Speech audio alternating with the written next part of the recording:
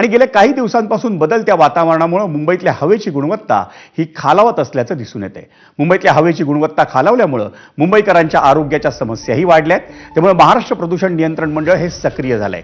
महाराष्ट्र प्रदूषण नियंत्रण मंडळाचे अध्यक्ष सिद्धेश कदम यांनी मालाड पश्चिम येथील हवा गुणवत्ता मापन केंद्राला भेट देऊन हवेच्या गुणवत्तेची तपासणी केली।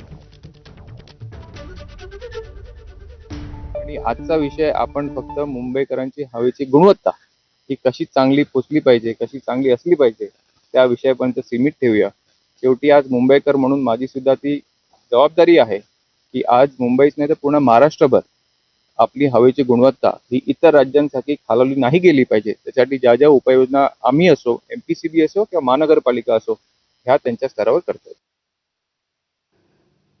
मंडळी, गेल्या 3-4 दिवसांपासून मुंबईसह राज्यभरात थंडीचं प्रमाण वाढलं। आपल्या सगळ्या